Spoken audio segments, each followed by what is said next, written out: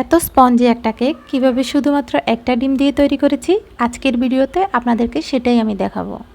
আসসালামু আলাইকুম এভরিওয়ান, কেমন আছেন সবাই? আলহামদুলিল্লাহ আমি ভালো আছি। আজকে আপনাদেরকে কিভাবে শুধুমাত্র একটা ডিম দিয়ে এত স্পঞ্জি একটা কেক তৈরি করে সেটার ভিডিও শেয়ার করব। চলেন কথা না বাড়িয়ে ভিডিওটা শুরু করি। এই যে আমি এখানে একটা মিক্সিং বল নিয়ে নিয়েছি, তারপরে একটা ডিম নিয়ে নিয়েছি, তারপরে এখানে একটা ইলেকট্রিক বিটারের সাহায্যে এটাকে একটু ভালো করে বিট করে নিব। যখনই ডিমটা একটু ফোমি হয়ে আসবে তখনই কিন্তু এখানে আমি মেজারমেন্ট কাপ মেপে 1 কাপ চিনি অ্যাড করব। তবে অবশ্যই ভিডিওটা ফলো করলে দেখতে পাবেন চিনিগুলো কিন্তু আমি একসাথে অ্যাড করিনি, ধাপে ধাপে অ্যাড করেছি। আপনারাও প্লিজ এরকমভাবে ট্রাই করবেন, তাহলে কিন্তু আপনাদের কেকগুলো অনেক বেশি ভালো হবে। আমি কিন্তু আগে অতটা ভালো কেক বানাতে পারতাম না, বাট এখন ইউটিউব দেখে দেখে আলহামদুলিল্লাহ ভালোই বানাতে পারি। তো চিন্তা করলাম যে এটা আপনাদের সাথেও শেয়ার করি। তো ভিডিওটা দেখে হয়তো বুঝতে পারছেন আমি কিন্তু চিনিগুলোকে 3 ভাগে অ্যাড করেছি। চিনিগুলো গলে যাওয়া পর্যন্ত ভালো করে বিট করে নেবেন। তারপরে এখানে আমি সেই কাপটা মেপে 1 কাপ তেল দিয়ে দিচ্ছি, এটাকেও একটু বিট করে নিতে হবে। তারপরে এখানে আমি শুকনো উপকরণগুলো মিক্স করব।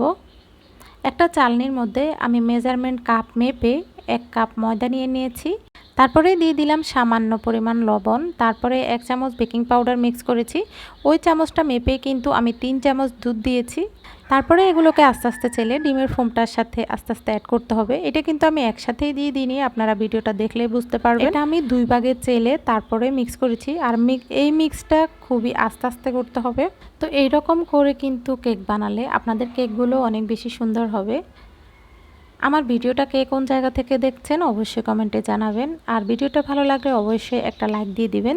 যারা ফেসবুক থেকে ভিডিওটা দেখছেন তারা অবশ্যই একটা ফলো দিবেন। যারা ইউটিউব থেকে ভিডিওটা দেখছেন তারা অবশ্যই চ্যানেলটা সাবস্ক্রাইব করতে ভুলবেন না।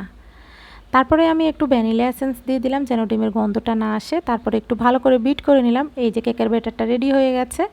এখানে আমি যেটা দিয়ে বেক করব সেটা রেডি করছি। একটা পাতিল নিয়ে নিলাম, তারপরে এখানে একটা স্ট্যান্ড বসিয়ে বাটির মধ্যে কেকের ব্যাটারগুলো দিয়ে দিলাম।